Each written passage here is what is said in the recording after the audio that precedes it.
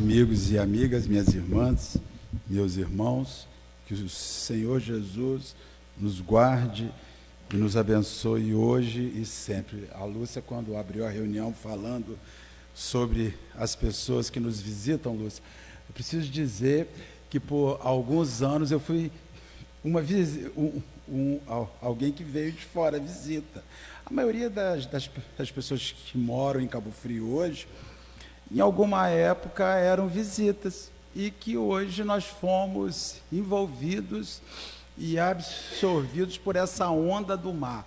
O mar libera uma onda, que dá uma onda, né, Regina? É aquele negócio, a gente fica bolado ali na Praia do Forte, uma praia que eu já vou em frente a ela, mais de 40 anos, nós passamos ali e sempre fica besta, como é que pode, esse mar está azul, eu não sei, né? não faço hábito, não desenvolvi ainda este hábito, passo no Forte, na praia, mais de 40 anos, e há 40 anos eu falo, ela é demais. Ela é única. E realmente, amigos, ela é única, ela é diferenciada porque ela é no centro da cidade, né? Esqueci o remédio. Sai da praia, tem 200 farmácias. Esqueci o boleto. Se a internet não funcionar, o banco é ali. Vamos almoçar e a gente retorna. Você sai e volta. A cadeira de praia quebrou, sai outra. Então é um luxo, né? Aqui a nossa região é um luxo. O nosso assunto de hoje é sobre o fim e sobre além do fim. É porque é um negócio esquisito, né? Porque a gente fala que a gente acredita, mas acredita assim meio esquisito, né? Há alguns anos, já usei esse exemplo várias vezes aqui, nós nos reunimos junto com os companheiros às quartas-feiras, antes de nós realizarmos a nossa fala aqui, a palestra, nós temos um grupo que se junta nos fundos da sala ali.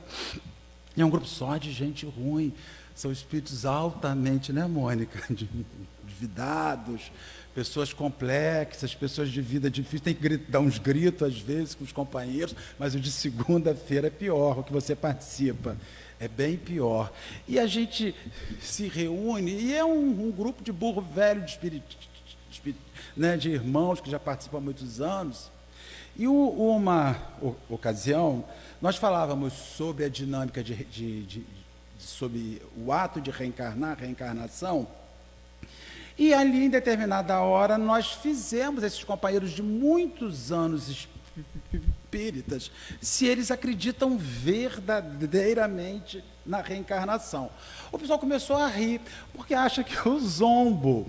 Quando eu fazia a dúvida realmente, você que tem 20 anos nesta religião, que é espírita, há 20 anos, você de fato acredita plenamente na reencarnação? Se você desencarnar hoje, se você enfermar hoje, se você se hospitalizar hoje, se o médico chegar para você e disser, olha, reza, porque já está chegando a hora, está chegando a hora. O que você sente? Que se finda um ciclo e que em alguns anos, em alguns séculos, nós vamos estar vindo, ou fica a dúvida? Então, eu fui e refiz a pergunta. Você que está aqui, acredita na reencarnação? E aí, alguns dos nossos irmãos começaram a fazer anotações, dizendo que a gente leva, às vezes, 20 anos, 30 anos, 50 anos, 60 anos de uma religião que por muitos anos nos disse, nos afiançou que assim que desse a morte, os que fizeram certo vão para o céu, os que fizeram errado, o inferno. E nós, né, que somos os razoáveis, ficamos em um lugar intermediário, onde há de ser nos oferecido uma chance de, em linhas futuras, depois de uma análise, de um habeas corpus, ver se dá para você ir para um lugar superior. Então a gente levou muitos anos assim para nós virmos para a instituição espírita e acharmos que em 5 anos, às vezes nós vamos revisar ideias, afirmações de 60 anos, de uma outra vida, de uma existência que nos falou sempre sobre céu e inferno. Então não é errado você ter a dúvida. O ruim é quando você sente a dúvida, percebe a dúvida e não quer resolvê-la. E não quer sair para que você ache as verdadeiras afirmações que te deem resposta. Nós precisamos nos recordar de um livro lindíssimo de Alice no País das Maravilhas, quando Alice acha o gato, e ele pergunta: para onde você vai, Alice? E diz: eu não sei. Aí ele vai e fala para ela: para quem não sabe para que lugar vai, qualquer lugar, qualquer destino serve. Então, se você vem a uma instituição espírita, é porque você precisa formular a sua rota, desenhar o seu caminho, alinhar para onde você vai.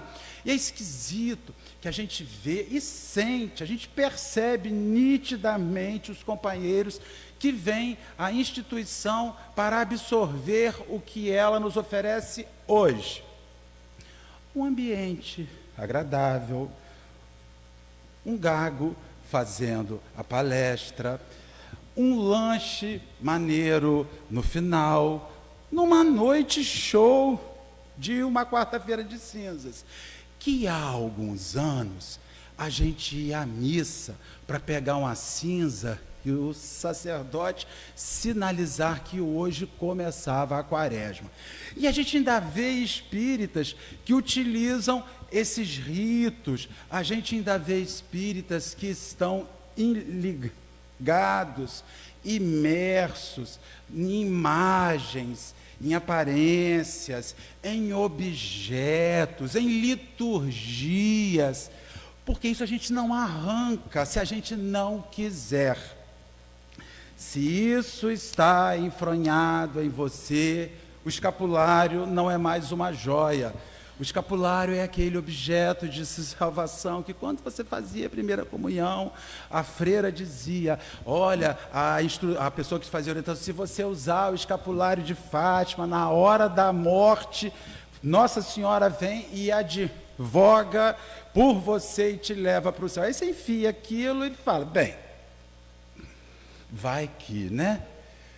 Vai que ela vem mesmo. E nós começamos a observar que a gente entra numa religião, mas não rompe dogmas, não rompe preceitos, não rompe com liturgias, não rompe com aparatos, não rompe com imagens e, consequentemente, não rompe com construções que falem sobre o amanhã. Como será o amanhã? E a gente ainda usa isso na nossa fala e diálogo, quando você diz para o sujeito assim: deixa, o amanhã espera ele, e ele vai responder por tudo aquilo que fez. Pois é, vai responder, mas nem sempre vai responder com um olhar de vingança que você acha, que a gente aceita, que a gente acha que é. Então a gente olha essas pessoas que a gente sente raiva, os políticos que nós sentimos raiva, os assassinos que nós sentimos raiva, os criminosos que nós sentimos raiva, e a gente acha que Deus sente raiva lá dessas pessoas igual a nós, numa construção antropomórfica que a gente humaniza ao Senhor. Deus está vendo o que você faz, Luiz Fernando, e os olhos do Senhor vão te alcançar. as mãos do Senhor hão de te alcançar e te engarguelar, porque o Deus é o da justiça. Rosana, todo dia, Rosana. As pessoas, elas veem as instituições espíritas e elas acham de fato que há uma força sublime que vai nos vingar. E elas oram para que esta força sublime se vingue. E ela usa essa oração para que a força sublime se vingue. Eu acho que isso é ruim, eu vou orar. Eu vou orar para que o Senhor varra isso, para que o Senhor tire isso. E as regras são outras, a vida é outra, a dinâmica é outra, porque eu preciso lembrar aos companheiros uma afirmação que está no Evangelho de Jesus, quando ele diz: ninguém se perderá. Até aquele que você acha o pior, não se perderá. Um dia você chamará ele de irmão. É difícil imaginar que algumas pessoas vamos chamar de irmão um dia, né? É difícil a gente imaginar que pessoas que nos geram asco, uma certa, né, uma repulsão, pessoas que nós nunca sentaríamos para comer uma porção de batata frita com cheddar, né, um mussarelazinha derretida por cima, um parmesão, um guaraná zero. Isso é um ritual, né, Regina? Não é para comer com qualquer pessoa, né? A gente tem que comer com quem a gente ama, de fato, né, Márcio? Não dá para comer com qualquer um. A gente precisa se reunir com... Então, a gente acha que isso é ruim. Então, quando a gente fala em fim, e morre um indivíduo que a gente acha que é muito ruim, agora ele está com o capeta, com Satanás, e que Satanás resolva. A gente acredita nisso. A gente ainda acha que vamos resolver a coisa ruim com a morte. Graças a Deus, ele bem filme lá dos Estados Unidos, eu assisto Reacher, a série lá da Prime Video. Reacher, é quando eu me pego para salvar uma criança, ele já matou 160. Então eu falo, meu Deus, aí você vê como o filme estimula a mente da gente. Para que um justo seja salvo, não importa que se mate 200. É uma concepção constituída na mente da gente, e os espíritos dizem, mas ninguém tem que morrer. Nem os 200 que se equivocam, os injustos, nem os justos, porque a gente ainda acha que se livra de erro exterminando. E aí os companheiros falam, o estuprador tem que ter química, faz lá o negócio químico. A gente não vai resolver. Se uma pessoa é enferma, ela estupra com o sexo, ou ela estupra com um cabo de vassoura, ela estupra com o que ela tiver, com um rato, ela estupra com todos os níveis de insânia psíquica. É por isso que a castração química não resolve, porque as pessoas, quando querem abusar, não precisam de um físico funcionando, elas vão abusar com o que tiver na mão. Recentemente vimos um rapaz sofrer estupro com um cabo de vassoura na torcida do futebol. Funciona para usar isso? Então a enfermidade, como a dúvida, está no psiquismo. Eu começo assim para chamar os companheiros: venham estudar, venham conhecer. Pare de dizer assim, hoje eu preciso ir ao centro carregar, tomar um passe. O passe te descarrega, mas não te elucida, não te dá instrução, não te faz refletir. Pare de usar o centro espírita como se você estivesse precisando de soro na veia, hidratação, porque a gente sente que as pessoas vêm à casa espírita para receber hidratação. Elas vêm à casa espírita para que alguém lhe enfie uma agulha, um complexo vitamínico, e elas se energizem até essa energia diminuir e elas voltarem de novo. Elas não querem mudar, elas não querem instruir, porque de fato a mudança, Mara, só vem com a instrução. Não há mudança por osmose, por absorção. Precisamos nos instruir. Então, o Livro dos Espíritos, ele fala sobre instrução, falando sobre o fim e sobre o que há de acontecer adiante. Eu já fico imaginando, né, pela minha vida, por aquilo que a gente lê, por aquilo que a gente estuda, por aquilo que a gente vivencia na reunião mediúnica. Eu vou ali fazendo aquele esforço, né, psíquico de falar: Senhor, Quando chegar eu lá do outro lado, aí as pessoas falam assim, você tem uma tatuagem? Eu tenho várias, tenho essa, uma na perna, uma nas costas. Você não vai retirar? Eu digo, não. Porque eu vou ser reconhecido por elas. Quem é? É o gaguinho que está ali perdido na lama, ele vai levantar o braço, é o da Fênix, tem um crucifixo do outro lado. Localiza ele ali, Rogério, a dica é essa. Você que é o espírito superior, a gente precisa ver, porque quando a gente se vai, a dificuldade de nós entendermos é quanto tempo vai levar o meu sofrimento depois de morto. A gente vai falar assim, mas Marcelo, mas por que você não fala sobre a minha felicidade depois de desencarnado? Por que você fala sobre o meu sofrimento? Porque a felicidade que nós experimentaríamos na erraticidade, ela advém de uma mente, uma consciência que completa todo o seu ciclo existencial.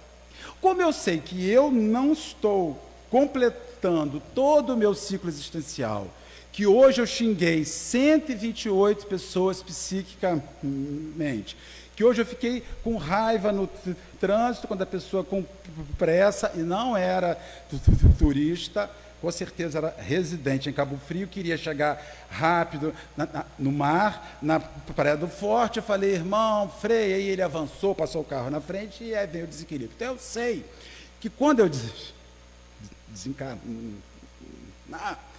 o meu psiquismo vai estar ainda profundamente relacionado às minhas lutas. E eu acho que os companheiros que vão ter vidas felizes na vida futura não vieram para a casa espírita, estão lá na rua ajudando os doentes, os enfermos, os miseráveis que têm necessidade. A gente vem porque vem para chuveirão de Jesus. Quarta-feira é dia de higiene espiritual. Eu vou ao centro de cinza, então, porque eu vou tomar um passo, porque ontem saí no bloquinho, né? Tomei uns negócios, fiquei alegrinho, estou sentindo uns negócios em cima, uns arrepios, uns cangotes estranhos. Então eu vou para o centro hoje me higienizar, porque essa é a perspectiva. Quarta-feira e domingo é o dia da gente fazer chuveirão de Jesus. Toma um banho e limpa para sujar de novo, igual criança. Toma o banho, arruma, não se suja, daí a 15 minutos, lama no dente.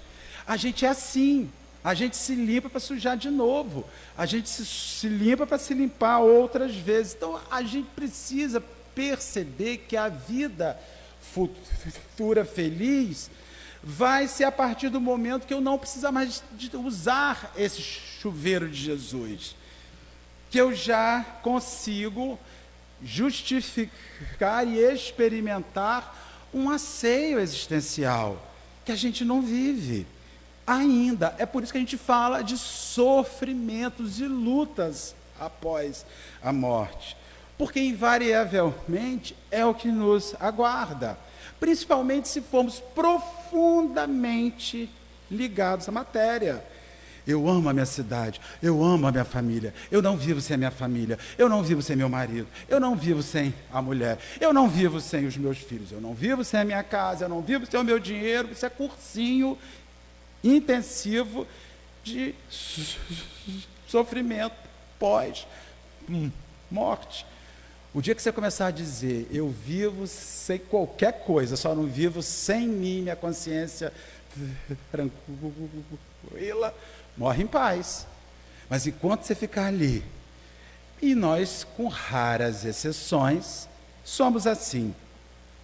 Allan Kardec, então, pergunta aos espíritos: há espíritos que jamais se arrependem? Espíritos que vivem, né, na erraticidade, que desencarnaram com muito ódio, com muita mágoa, com muito ressentimento, e que nunca vão olhar e vão dizer assim: é assim e será assim para sempre. Os espíritos vão e respondem a Allan Kardec. Há espíritos que sentem o arrependimento mais adiante e que vivem por muitos e muitos anos ainda em angústia, porque não conseguiram identificar os seus delitos. E a gente observa muito isso entre os encarnados. Há espíritos que estão extremamente enfermos, mergulhados tantas vezes em vícios severos. Há um conjunto de irmãos que vivem em situação horrível nas ruas, você chega para essa pessoa e diz assim: fulano, você precisa sair daí e recomeçar, e ele acha que não. E nunca será a minha opinião que fará juízo na vida do outro. E é por isso que tem horas que você fica assim: meu Deus, é impressionante como essa pessoa não vê. Pois é, ela não vê. E não vê mesmo. E você não é óculos para abrir os olhos de ninguém. E a gente sofre por não ser óculos na vida dos outros. Eu estou aqui, eu estou te falando, eu estou te mostrando, eu estou te dizendo por A mais B que é assim, e você age errado. Pois é, ele age, porque não é a hora do companheiro ainda. A sua hora é só de amar, ficar ali do lado, e um dia que ele disser: pois é, fala que negócio, ô Sônia, repete aquilo que você me falou há 20 anos, que eu quero ouvir isso hoje. Aí Sônia, o espírito muito evoluído, vai dizer assim: já era, agora falei para você 20 anos lá atrás, você não quis escutar, dane-se. Mas Sônia, não, eu talvez falasse isso, mas Sônia, um espírito avançado, que está ali há 20 anos amando em silêncio, diz: é agora. E sem ser chata, porque a gente, quando vai auxiliar o outro, já entra assim: cansou, né? Cansou de apanhar? Cansou de sofrer? Nunca falou isso para ninguém, né? Nunca, jamais. Cansou, tá com o rabinho entre as pernas. Mas é assim, a vida quebra, a vida humilha. É por isso que as pessoas não voltam. Se elas te conhecem, você fala isso, elas não voltam nunca, porque elas não querem ouvir isso, elas querem ouvir ajuda. Elas não querem que a gente pise em cima do companheiro que sofre. Então, você já imaginou a erraticidade? Lúcia, eu lá pelejando, sofrendo, angustiado, meu almoço, vidros e mais vidros de azeitona, né, preta, é a coisa que eu mais tenho horror na vida. E quando eu chegar na minha zona de sofrimento, na erraticidade, vão ser olivais, vários olivais. Está com fome? Estou com fome, sou espírito atrasado, estou com muita fome. O que tem? Azeitona e mocotó. Aí eu vou ter que me virar com azeitona e mocotó. Mocotó, quando faz aquele negocinho. E aí eu estou ali porque a mente cria aquele ambiente com que você não gosta e culpa. Sônia Vale e Vânia Vale conversando na hora da palestra, que coisa feia. E aí cria aquele ambiente que você odeia. E aí o sujeito leva um tempo para se arrepender. E aí, quando você resolve, quando você começa a respirar, o Espírito faz o quê, Mônica? Jesus, um filho pródigo que volta. Façam uma festa, porque o filho morto retornou. Então eu fico imaginando esses espíritos com 20 anos, 30 anos, 100 anos, embrutecidos, que rejeitam a transformação, que rejeitam a mudança, que rejeitam este realinhar de ideias. Aí sofre. E o povo rezando, e a família rezando, e a família reencarnada, não, a reencarnada talvez não vai rezar muito não, porque morre, a gente faz o esquecimento rápido, né? Haja vista a última oração que os companheiros aqui fizeram por algum dos mortos que vocês juraram amor eterno em vida. Tem determinada hora que você não se lembra da sua avó que desencarnou, do seu avô que desencarnou, porque no fundo a gente acha, sabe o que, Regina? Que acabou. Reza para quê? Já foi, já era. A gente reza pelos que ficam. Não. A gente reza pelos que foram da mesma maneira. Porque é muito ruim quando você segue vivo, Carlinho, e Neuza não recebe as suas orações. Zé Carlos não recebe. Ela tem que receber diariamente. E você falando, mamãe, graças às suas esculhambações, não adiantou muito não, mamãe. Mas a mãe de Carlinho era muito engraçada, burro, né, adulto, burro velho. Neuza me ligava, conversa com Carlinho, Marcelo, eu metade da idade dele, mentira, né? Ela ligava, Carlinho, conversa com Carlinho. Dona Neuza, mas eu vou falar, não, conversa. Vai, não diz que foi eu que falei, não, mãe é tudo igual, né? Ajuda, mas não diz que fui eu. Eu falei, tá bom, Dona Neuza, vou conversar. Eu conversava nada, falar o que com Carlinho? Falar nada, Dona Neuza, mas ela dizia que ia falar.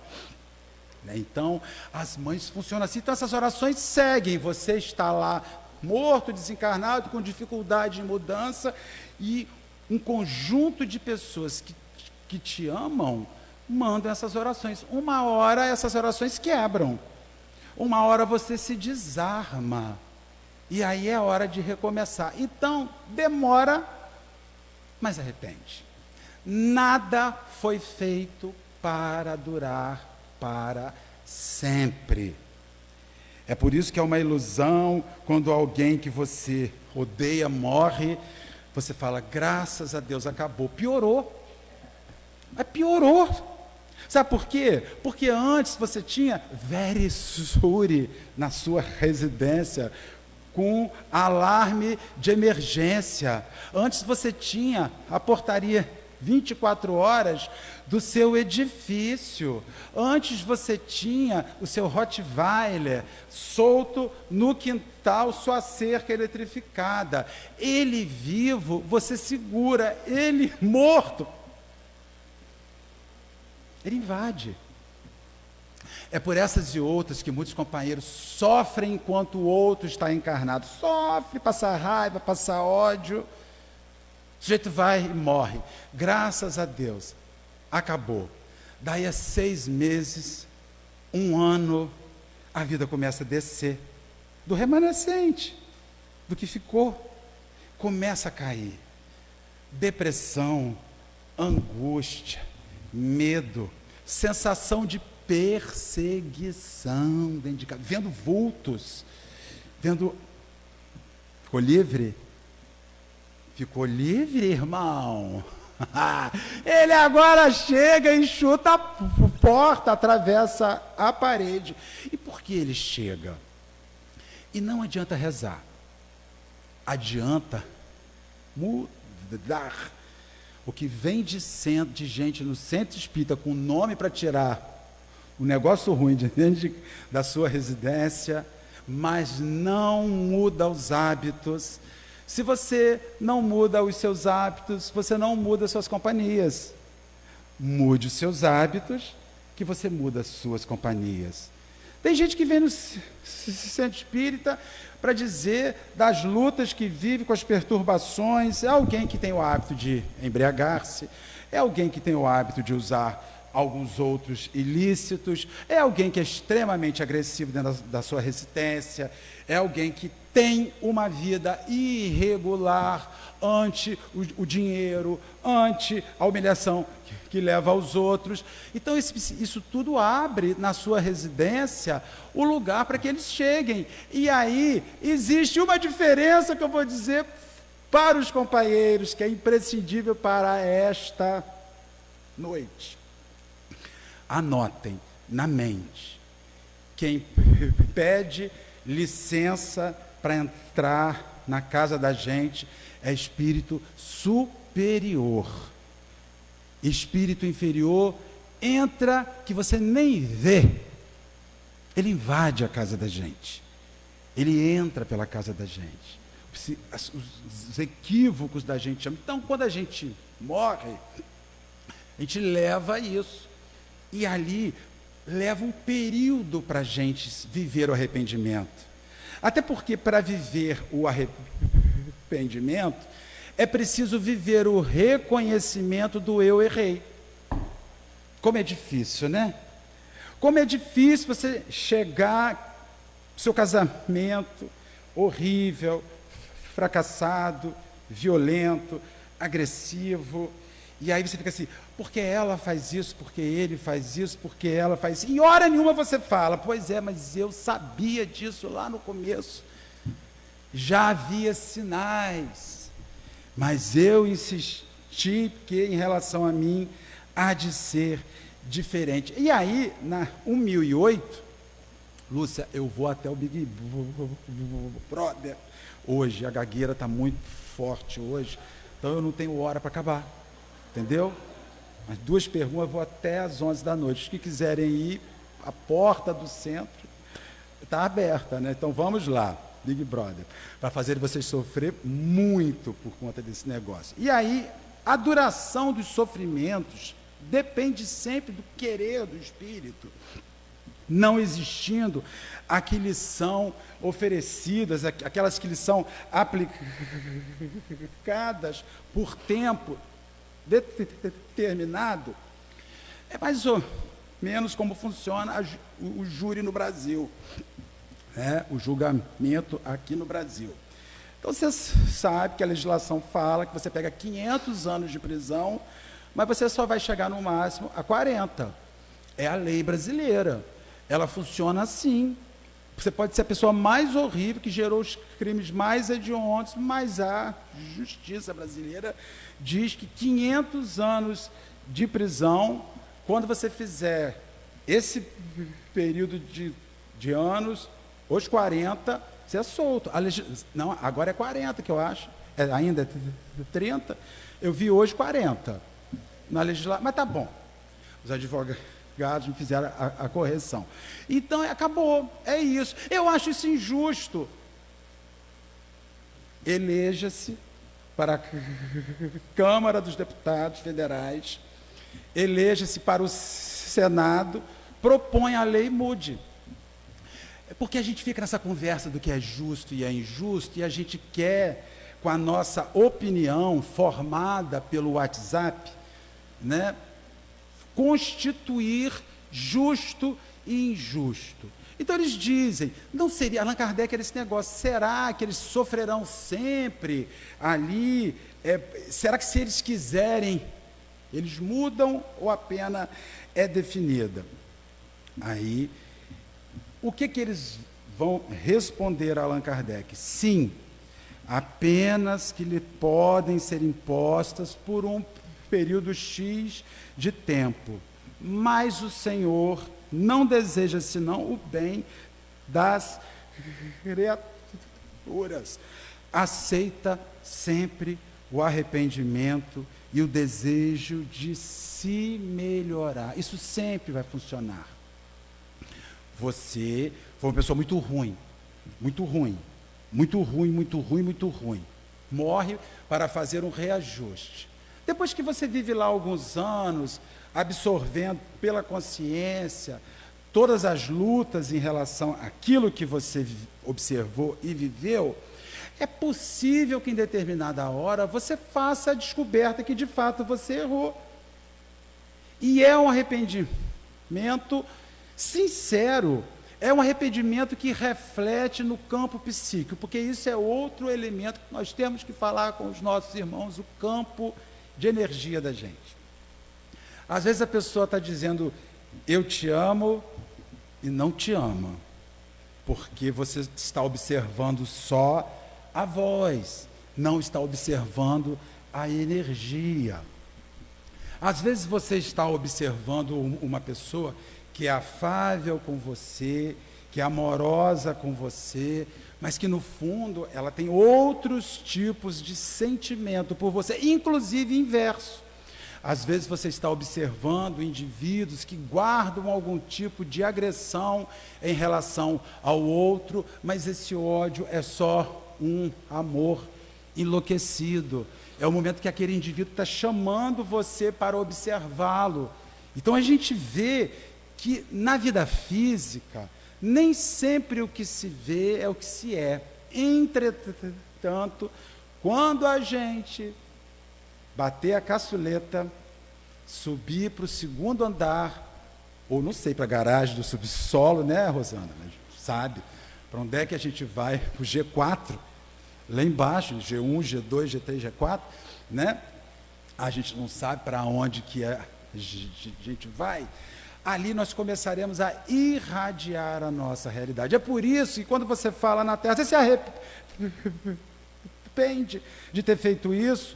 O sujeito, para ficar livre, diz que sim. Mas no mundo invisível, não é a boca que determina, é o que você sente que irradia. É por isso que é possível, sim, que um sujeito que tem uma ficha de erro enorme consiga se redimir mais rápido. É possível. Na vida da gente, não. Na vida da gente, a gente acha que a menina que assassinou o pai e a mãe para ficar com a herança, ela precisava ser morta do mesmo jeito, porque nós nunca esperamos que se faça a justiça. De fato, que a gente quer é vingança, e são coisas bem distintas, justiça, vingança. Quando alguém faz alguma coisa ruim, a gente olha o noticiário e fala, se eu tivesse aquele desentupidor de fogão a gás bem fininho, eu enfiar embaixo do sabugo do dedo dele e ficava ali para ele ver o que é sofrimento. E a gente tem a capacidade de fomentar agressões que mostram o lugar psíquico onde a gente vive. A gente gera ações de ódio, de vingança, e às vezes o espírito está lá, Lúcia. Cometeu os equívocos mais horrorosos, Lúcia. Isso que eu acredito nisso, preciso acreditar para a minha vida. E aí, na vida lá, ele acende a luz e diz, Senhor, em Damasco, vai que tem um caminho de Damasco para nós percorrermos, e de repente eu que era assassino, porque o sujeito não era bom, ele era assassino de cristão, matava em nome da fé. Ele vê o mestre e faz assim, ó, vira a chave, muda o nome e vai. Então eu acredito que sim. Agora, esse arrependimento não virá só, que legal, Roger, vai. Não, então tá bom, Roger, porque o arrependimento é a primeira fase de libertar a alma. Agora você vai e repara e resolve as bobagens que foram feitas. É por essas e outras que a gente vê determinadas religiões, com respeito enorme que a gente nutre. O sujeito mata, o sujeito rouba, o sujeito vai entrar em um lar, assassina um chefe de família, larga a viúva com 5 filhos, e a mulher que antes com aquele amigo, com o companheiro, tinha uma vida organizada, você vai, ceifa a vida, tira a vida daquela pessoa e vê a família se desfazer, porque muitas vezes a companheira não tem força de manter a união, aliado à fúria, à violência dos que ficam, a mágoa, o ressentimento.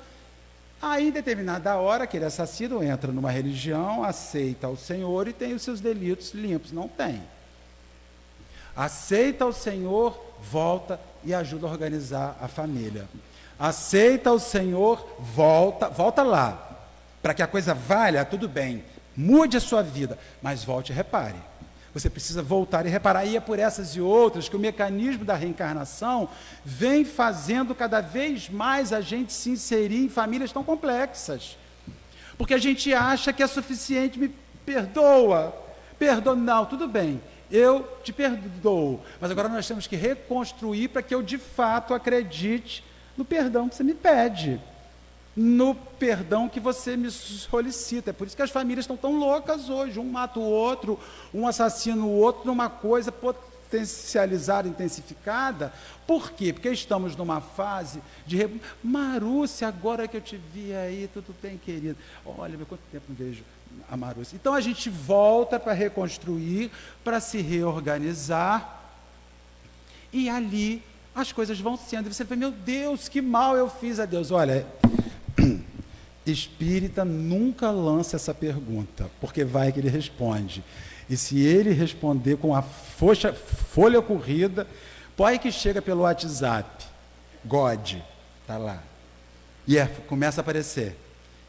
Se for só escrito, tá bom. Pior se chegar em vídeo. Aí chegando ali as mensagens de vídeo ali para você ver. Então não pergunte que mal você fez a Deus. Pergunte que bem eu posso fazer para revisar. Então, os sofrimentos chegam, mas a partir do momento em que você resolve fazer a transformação, né? Pelo amor de Deus, ele acolhe. E ele diz, vai lá, meu filho, confiando aqui em você para que as coisas resolvam. E a gente vê que as pessoas às vezes estão esperando que o outro saia. Gente, não é diferente em casa religiosa, não. Você tem um companheiro na instituição, que uma hora posso dar muita apurrinhação, gerar muito problema para a Lúcia, futura presidente do centro, e aí, dando problema para a Lúcia, aí começa assim, olha, quando dá muito problema, os espíritos tiram. Não tiram não, porque se eles tirarem, a casa fracassa. Se eu não consigo mudar, amar, transformar esse sujeito complicado, eu fracassei enquanto instituição. Fracassa-se, porque a gente acha que sempre se tira, descarta. Rosane, complicada, essa menina, essa Rosane, descarta. E Luiz Fernando, nossa senhora, difícil, descarta. A gente começa a achar que os espíritos estão vivendo de descartes, de pessoas complexas. E aí quando o sujeito sai, levanta um espírito, você está vendo? Não brinca com o Bezerra de Menezes, não, porque, brincou Sérgio com o Bezerra de Menezes, ele te deu uma enlouquecida e falou, Sérgio, sai. Isso é espírito atrasado, gente, que fala. E companheiro atrasado que acha que um companheiro problemático que sai é livramento institucional, quando na verdade um companheiro problemático que sai é fruto do nosso fracasso enquanto instituição de acolhê-lo e amá-lo. Por isso que casa espírita tem que ter gente doida. Tem que ter gente com laudo, Rosana, laudado. Tem casa espírita que não tem um laudo de TDAH, casa espírita que não tem um laudo de psicose depressiva, casa espírita que não tem um laudo, né, de violência, não está cumprindo sua função, porque nós estamos num mundo onde que a gente é ruim. E o lugar que formata e que ajuda a formatar o bem, precisa estar aberto para o ruim, e isso começa na erradicidade, quando o sujeito se arrepende e diz assim, Senhor, vou recomeçar, peraí, vou pegar meu caderninho, os espíritos lá com o caderninho aberto, família espírita em Cabo Frio, planejando chegada de filho, pode ser bom aquela família, né, vai lá, aí pega o cabrunco, fala assim, vai chamar Gualusa, sobrenome bonito, e manda para lá.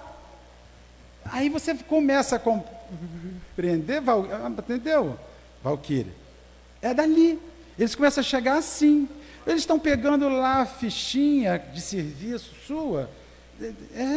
É aquele lar ali, manda para lá. Porque ali ele vai resolver. Porque a gente, olha, os filhos dos espíritas, quando dá para ser ruim, é ruim com qualidade, hein, gente? Não é pouco ruim, não. É nó em pingo de éter. E a gente vê, mas é espírita. Parece que as famílias espíritas estão esperando Emmanuel reencarnar. Ele vai reencarnar num lugar mais fácil, uma comunidade, porque se reencarnar no meio da família espírita, ele talvez perca a encarnação dele. Então, a gente está ali, porque é complexo a convivência. A gente não mostra por um verniz, mas as lutas da gente são enormes. As complexidades são enormes. Segundo isso, fechando o item, pode vir, Lúcia, vou demorar não, é mentira, mas vou.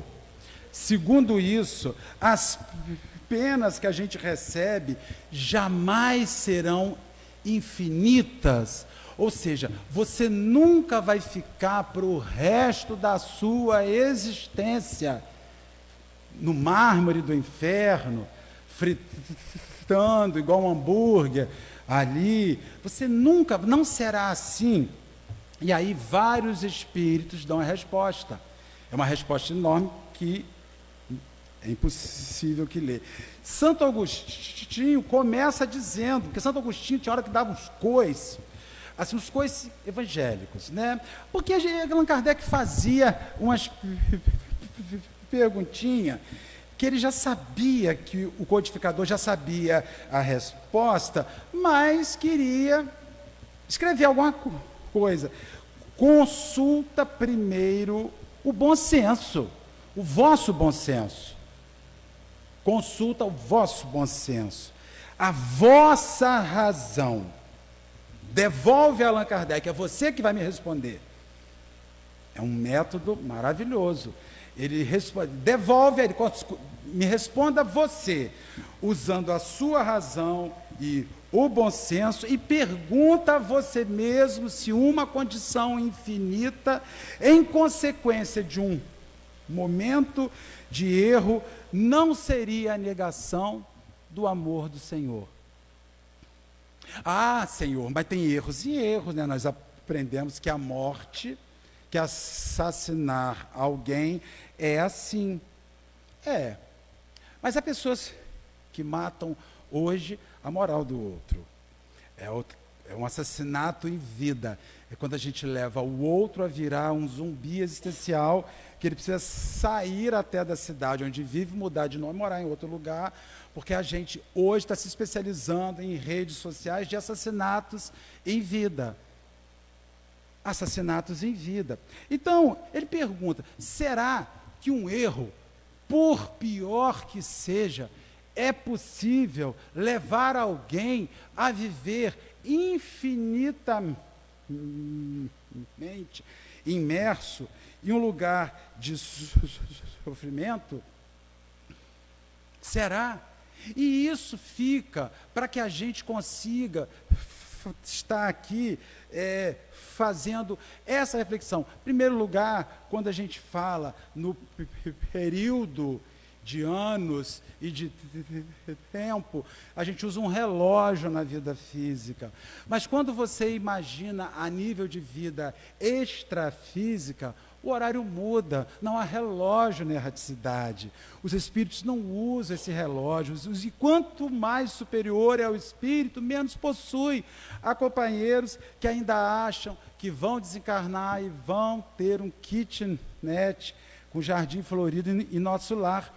Eu estou aqui trabalhando no meu centro espírita, juntando bônus horas. Por que André Luiz foi falar em bônus horas? O pessoal acha que está fazendo um CDB, um RDB, num banco espiritual, juntando bônus, dividendos espirituais, para quando chegar na erraticidade, puxar o extrato e fazer o que eu faço com esse dinheiro aqui, minha casinha de nosso lar. E os espíritos superiores não têm onde morar.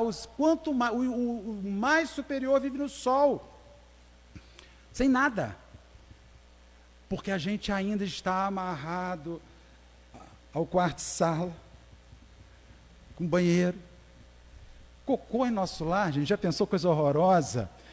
É um elemento da fisiologia humana.